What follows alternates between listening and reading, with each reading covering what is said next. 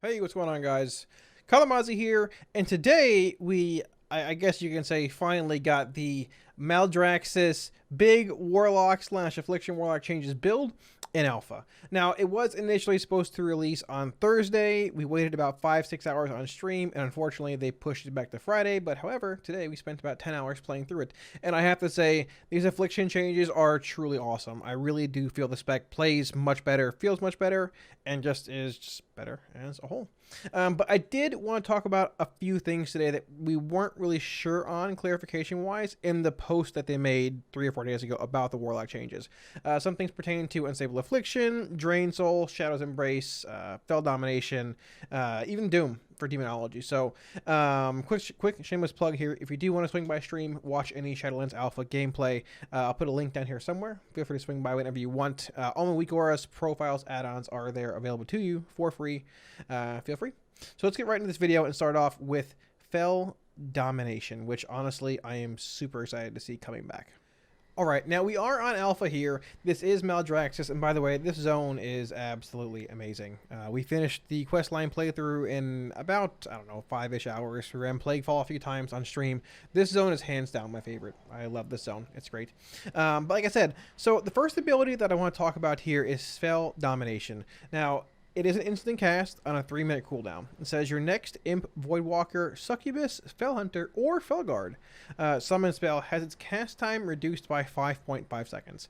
Now, that is pretty much word for word what we saw in the initial blue post that went out, I think Tuesday or so. Tuesday, Wednesday, one of the two. Either way, there was one that went up a day later on Wowhead when data mining actually began for the patch. I believe it's on Thursday. That said, it actually reduced the cast time by 6 seconds. Now, our baseline pet summon cast time is, I guess, 6 seconds or so, give or take a bit.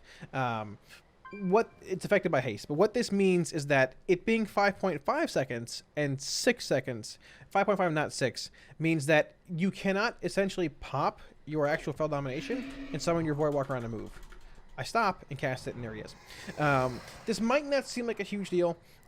More often than not, it's probably not going to really matter a whole lot. But actually having a cast time on the reduced cooldown of summon Voidwalker, summon whatever, and not having it be instant cast does mean that it's subject to knockbacks, a few other random things. It might make a minor difference from time to time. The big thing that I want to talk about here, though, when it comes to this change, is that it's a great change. It helps a lot when it comes to your pet dying in combat, needing to get your Voidwalker back out in Torghast, things like that. This doesn't really do a whole lot, though, when it comes to pet twisting, when it comes to Mythic Plus or other random things. For example, let's say I want to have my Fellhunter out for interrupts most of the time, right? And I'll use like a BFA Mythic Plus dungeon currently, for example, even though we're in Shadowlands. Just for an example, right? I have my Fellhunter out for interrupts most of the time. We go into the actual Fear Obelisk, though, and I want to quickly get my Imp out. I want to twist it out, in a sense, for the actual Dispel, so I don't get feared. I can Fell Domination out, Imp's out, perfect, Dispel the Fear, leave the Obelisk. The unfortunate part here, though, is that Fell Domination is on a 3-minute CD. Now, it should have some kind of CD. 3 minutes is fine. But what I'm getting at is you're going to want to probably swap back to your Fellhunter. That's still going to be a 6-second cast. So it doesn't really do a whole lot for Warlocks when it comes to pet twisting and having that extra utility, swapping pets over back and forth in Mythic Plus or raiding, which honestly I feel is a big part of Warlock's toolkits as a whole. So it is a good compromise. It actually is exactly what I wanted back if they didn't want to revert or change the baseline 6-second pet summon in Shadowlands. I'll take it. Overall, I like having it back. It's a solid middle ground, and I know that it's going to be pretty useful probably in a lot of scenarios. Alright, now the next thing that I want to talk to you guys about is actually Inevitable Demise, Drain Soul, and I guess Deathbolt as a whole. We'll lump them all together. In the initial patch notes that Blizzard put out, it mentioned that Inevitable Demise was going to be replacing Deathbolt, and Deathbolt was going to become a PvP talent. However, in the patch notes that WoW had put up once data mining had actually begun, it said that Inevitable Demise was replacing Drain Soul in the first row. And this was the day that Alpha went up for about a minute and a half and then crashed for the day and didn't go back up. So there was a lot of hysteria and confusion. I can put that to rest right now. Inevitable Demise has indeed replaced Deathbolt. I don't know why they moved these around necessarily. Maybe due to passives. I don't really know. But Drain Soul is still here. ID replaced Deathbolt. Deathbolt is indeed a PvP talent with a new animation. It's pretty cool. It sort of looks like two mortal coils. Either way, ID has replaced Deathbolt. Now, we did play with ID in Mythic Plus earlier. I ran a few keys, or a few dungeons, I'm sorry, Plaguefall, with THD and Alpha. I can tell you, honestly, Inevitable Demise feels undertuned. I'm excited to have it back. It's Alpha. It's interesting tracking stacks without a weak aura. It feels undertuned. Even at max stacks, like, it is not really competing with Drain Soul in this row as our filler compared to like Shadowbolt for a lot of reasons. It feels undertuned, but once again, this is alpha, so that could very well end up changing. We don't know if there's any kind of interaction here with Soul Rot. There's not really any way to tell until Ardenweald comes around in Torghast. Now, technically, if you had an actual character that you leveled in Ardenweald, the Night Fae Soul Rot ability, you could get on that character and test it. However, the questline out there, if you completed the Ysera part of it, broke your character. You couldn't log on to it. I don't have a character. The actual Ardenweald Soul Rot Covenant rotates around this Sunday. So we'll know more then at that point and can go from there. But either way, it feels a bit undertuned. So there is that. However, I can say that I am happy Deathbolt is a talent. PvP talent is gone. Drain Soul, still pretty much what it is. Very strong. Has some interesting interactions here that I sort of talked about a little bit before, but I want to get into. Because one of the big questions that people were asking was, Blizzard mentioned that Shadow's Embrace, which is no longer here, it was replaced by Dark Caller, is going baseline with Shadowbolt. But the question is, does Drain Soul apply Shadow's Embrace? So let's talk a little bit about that. So obviously these are the same talents that I have here. Basically, I'm my other Warlock. This is my main one. I had to go to Orgrimmar and I couldn't get here normally. But regardless, there's no Shadow's Embrace here. I have my stopwatch up and I want to show you guys something. So I'm going to start this. We're going to cast 3 Shadow Bolts on this training dummy. Watch how long it takes to stack Shadow's Embrace to 3. It's about 8 seconds, give or take a little bit. I think I hesitated a tiny bit between the second and third Shadow Bolt cast, but about 7 to 8 seconds, which is honestly pretty concerning. It's not bad, right? It's always been one of the big things, though, between like Shadow Bolt and Drain Soul, even before it was buffed damage-wise, is that honestly, Drain Soul, like, okay, I'll spoil you guys. I'll give you the news. Drain Soul does indeed stack Shadow's Embrace, and it took about 2 seconds to get the 3 stacks there. It's so much easier maintaining Shadow's Embrace, which is a passive talent or ability that's built in now. You don't even talent into it, playing Drain Soul, than it is Shadow Bolt. It's not even... Like, Drain Soul deals damage in periodic ticks. Shadow Bolt takes 3 actual Shadow Bolt hits. That's a whole cast, travel time, and hitting the mob. Drain Soul, 1 Drain Soul. Well, wait for this to expire. 1 Drain Soul. 1 full Drain Soul gives you 3 stacks. Honestly, it's 2/3 of a Drain Soul. It is so much easier to apply Shadow's Embrace playing Drain Soul. And at the same time, it's much easier to refresh Shadow's Embrace playing Drain Soul. I don't have to like just straight up, you know, cast another Shadow Bolt at a mob and swap between them. I can literally just go, bam, 1 tick, refresh. There you go. It's a 12-second duration or so on Shadow's Embrace, so it's not that hard to do, I guess, with Shadow Bolt.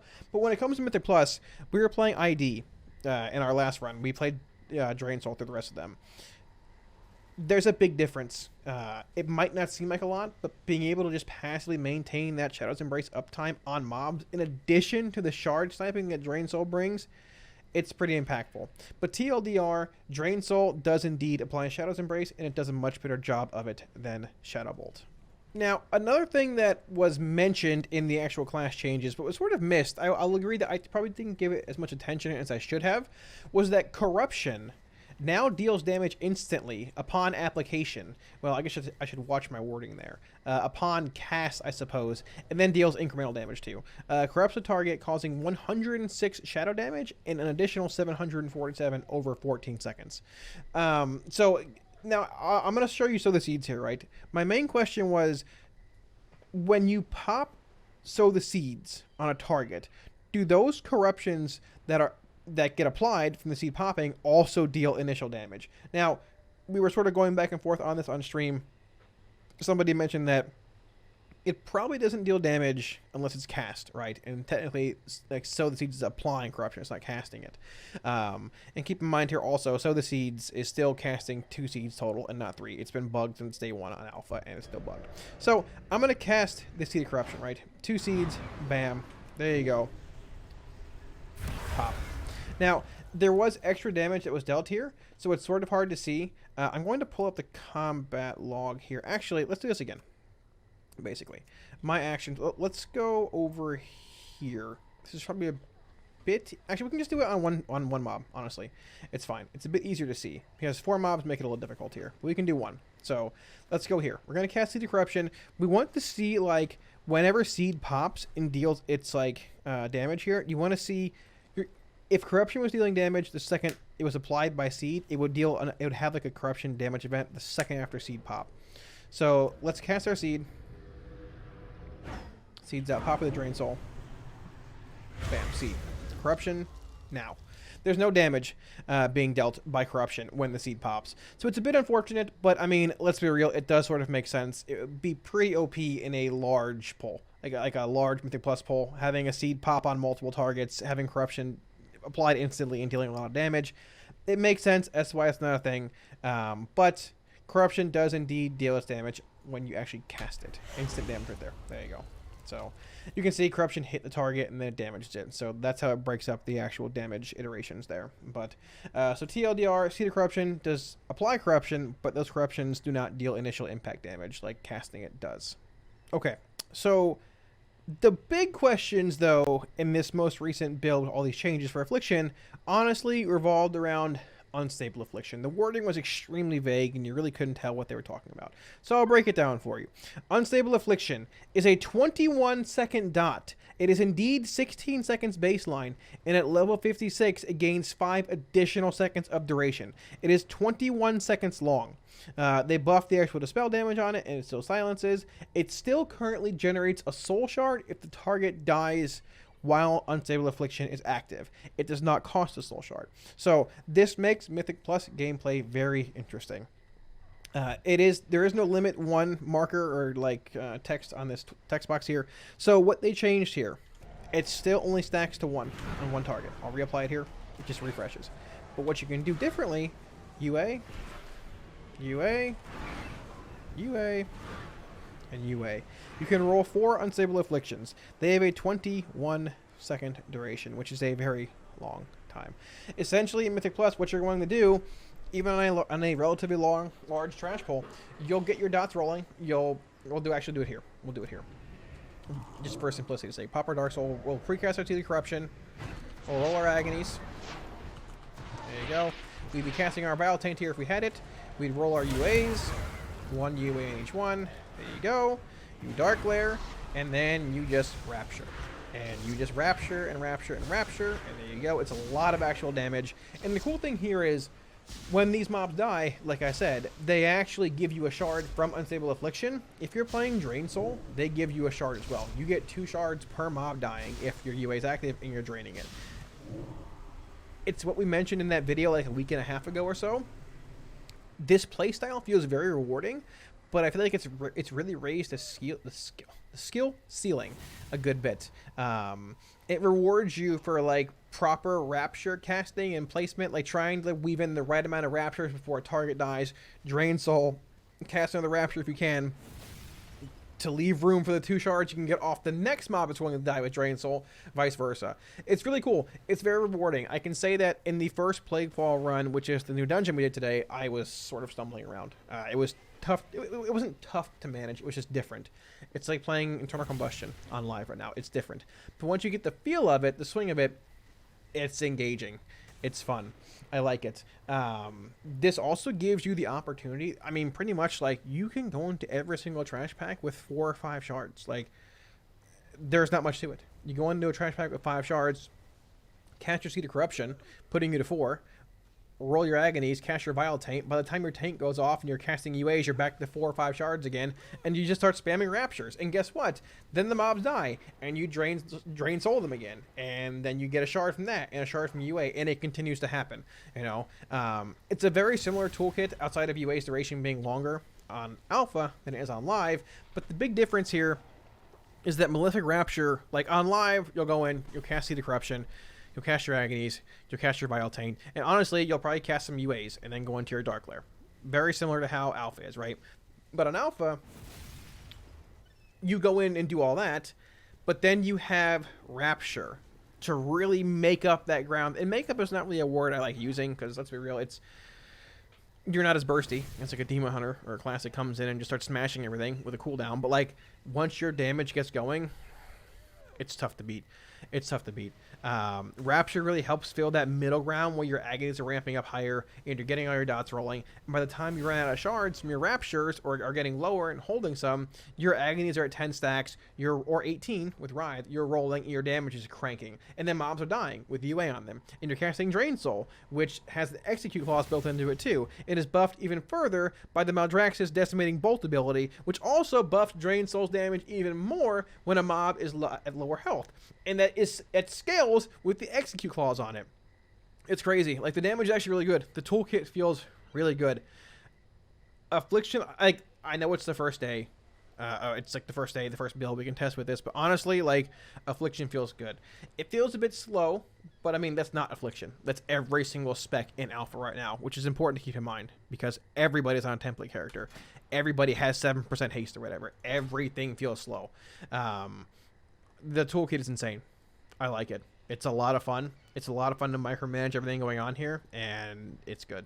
Okay, and the last thing that I want to talk to you guys about is actually not an Affliction change. We knew that there was a change to Doom. Curse of Doom is gone. Like we said, it's gone across every spec. It's gone. We weren't sure if Doom was coming baseline to Demonology, because the wording was a bit vague there too, or if they were just removing the improved Curse of Doom talent and putting Doom back there. Well, they took the easy way out, and we have Doom back baseline again. Improved Curse of Doom is gone. It sort of makes sense because Curse of Doom is gone. I was hoping it would just go to Improved Doom, but whatever. Something interesting here, they did move, like, Biosport Bombers and Demonic Strength in this row. I don't really know why. It's similar to how Affliction is. They moved Drain Soul to here, from here. It doesn't matter. It's just weird.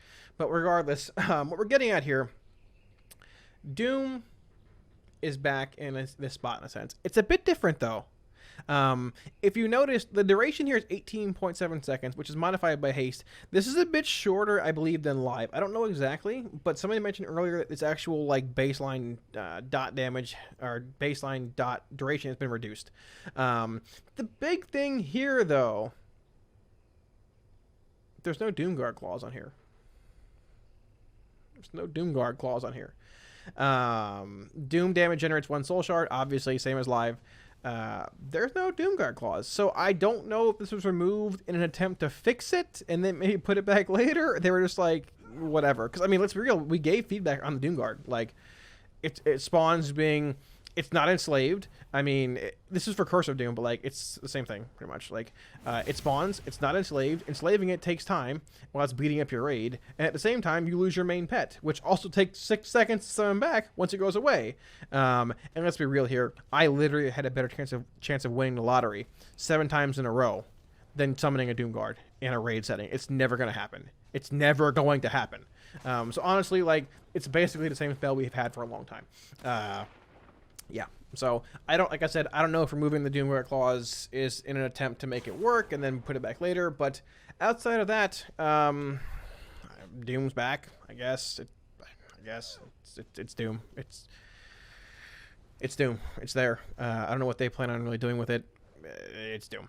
So that's back. Besides that, Demonology really didn't get any changes. Now, like I mentioned in the last video as well, guys, Demonology did not get any changes. Wanted to buy Call Fell Hunter baseline, please. Please, just Blizzard, if you're watching this video, please just give us Call Fell Hunter baseline. Just please. It's an interrupt. Please, please, anything, please. Everybody wants an interrupt for Demonology. Technically, we have one in our Fell Hunter, but the issue is we're locked into playing our Felguard due to talents like Demonic Strength, like Soul Strike, like Fellstorm, due to the actual bonus damage it deals as Demonology's pet in the first place. Essentially, Demonology does not have an interrupt. A very simple fix is giving us Call Fell Hunter. But what I'm getting at here, and I started like ranting a bit there, is that I do indeed feel that we'll be getting changes for Doom, I don't know about that, for Demonology and Destruction over the next few weeks, maybe months, heading into beta. most of these changes were focused on Affliction. I know that we have huge Demo fans on the channel, huge Destro fans, huge every kind of fan. Just give it time. I said the same thing 2-3 weeks ago, 2 months ago, and everybody thought the sky was falling. Well, now Affliction feels great, and Demonology and Destro still feel like But you know what? Affliction had the most problems, or the most questions that needed to be addressed, and now they have been. And honestly, all of these changes are great. I cannot think of one bad change. They're all amazing, and they're very, very similar to all the feedback they've gotten. 2-minute Dark Lair, Fell Domination, Howl of Terror, a million things. They're great. Drain Soul, Shadow's Embrace, like, they're great. So TLDR, boys, just, I know it sucks, but just hold on. Demo and Destro changes hopefully are coming. But like I said, Affliction feels good. The changes are awesome. I think Affliction feels like a very well-rounded spec right now. There probably does need to be something addressed with the Shadow Bolt, Shadow's Embrace, like, interaction. In Mythic Plus, like, I don't know, like, playing Nightfall or ID just doesn't really feel possible because you're losing out on the shard sniping from Drain Soul, as well as, like, the Shadow's Embrace stacks, the execute damage. It doesn't feel like it's very close. Like, it needs to be looked at because there's a lot to balance with Affliction. You have like 9, 10, 11 abilities you're trying to juggle in a multi-target scenario. That's just really tough. It's almost impossible. I think on the second boss in Plaguefall, I cast Shadow Bolt 5 times. I'm not kidding. That video should be out tomorrow night. I'll put the logs up. THD was in there. He cast Drain Soul like 6 times. But it has periodic damage. I cast Shadow Bolt 5 times over the course of the whole fight. And it was a 2-minute fight. So yeah, that needs to be looked at. Besides that, Afflic's good. So yeah. Thanks for watching though, guys. Now I know this video might seem a little similar in a sense to the one that I put out 3 days ago talking about a lot of the changes. But a lot of those changes were just pretty vague. And needed a bit of, I guess, explanation. So here they are. But yeah, like I said 2 or 3 times, Afflic's great. I really don't have many complaints at all. It's a good spec. I like it. Now, obviously, all this is going to come down to numerical tuning. It could be the best toolkit ever, but if it doesn't hit hard at all, then we're in a bad spot. But Rapture hits hard, and I think we're in a good spot. So we'll see. Over the future, or the next few weeks and months or so, like when Alpha goes into Beta, I'll be streaming more Shadowlands Alpha, Beta. I do plan on putting some groups together in Guild as well as streaming dungeons. I know actual add-ons aren't allowed. Well, they're not really working on Alpha at this point. But I do plan on putting up some more like videos of dungeon runs with logs, which actually are working on Alpha, to try and get a better feel for Aff, Demo, and Destro, depending on damage breakdowns and things like that, so you guys can get a better feel of how things are looking. So yeah, if you enjoyed the actual video, feel free to smash those like, share, and subscribe buttons below, as it helps a whole lot. And once again, feel free to swing by stream anytime. A link to it down here below. All my weak auras, add-ons, profiles are there, available to you for free. Feel free to swing by anytime and hang out. So, thanks again, guys. I will see you all again soon. Peace.